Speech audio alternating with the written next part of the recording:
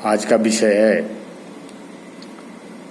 मैं doctor D S. Singh योगाचार्य naturopath. Ram नाम अनेक प्रार्थना हमारे नेचुरोपैथी में महानता रखता है। प्रार्थना प्रेम और समर्पण से किया गया हर काम प्रार्थना है।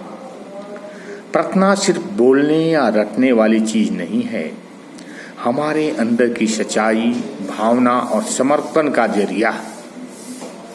प्रार्थना से हम अपने भीतर उस ईश्वर को ढूंढने की कोशिश करते हैं जो हमारे साथ हमेशा रहता है, हमें बस पहचानता है। हमें बस पहचानना होता है उसे।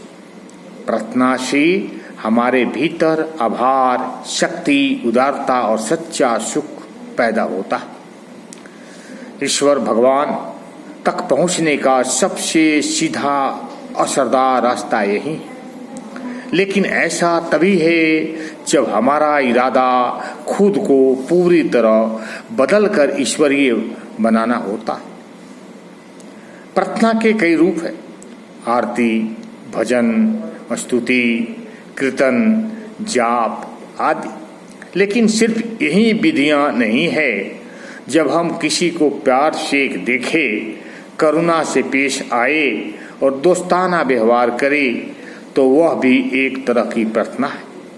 प्रार्थना मतलब खुद को पूरी तरह ईश्वर को समर्पित कर देना। ये ऐसा भाव है जो हमें ऊंची आध्यात्मिक स्थिति से जोड़ता है, लेकिन उसके लिए हमें सच्चे मन से जोड़ना होता है, ईमानदारी से, पूरी निष्ठा के साथ। प्रार्थना में छिपा है ईश्वर के जोड़ने का रहस्य। इस उपनिषद कहता है, जैसे तिल में तेल, दूध में मक्खन और लकड़ी में आग छिपी होती है, वैसे ही ईश्वर हमारे अंदर छिपा होता है। अगर हम सच्चे दिल से उसे ढूंढेंगे तो वह जरूर मिलेगा। महात्मा बुद्ध ने भी कहा था, हर कोई मुक्ति चाहता है लेकिन उसकी कोशिश नहीं करता। सिर्फ चाहने से कुछ नहीं होता, प्रयास जरूरी है। संभावना सभी में होती है, लेकिन परिणाम अलग क्यों? हर बीज में पेड़ बनने की संभावना होती है, पर कुछ ही पनप पाते हैं। एक छोटे से पत्थर में भी बड़ा विस्फोट हो सकता है। इसी तरह हर इंसान में बुद्ध, ईसा और कृष्ण बनने की ताकत होती है। फर्क बस इतना है कि कुछ लोग अपने कर्म से उसे हकीकत में बदल लेते हैं और कुछ लोग बदल नहीं पाते। ईश्वर ने किसी से भेदभाव नहीं किया, सबको समान शक्ति दी है। इसके बावजूद दुनिया की नज़र में कोई कामयाब तो कोई असफल नजर आता है। यह कोई हैरानी की बात नहीं है। सफलता उन्हीं को मिलती है जो मेहनत करते हैं, कर्म करते हैं। इसलिए कहा गया है कि कर्म प्रधान बीज रचि राखा, जो जस करहि सो तस्य फल चाखा।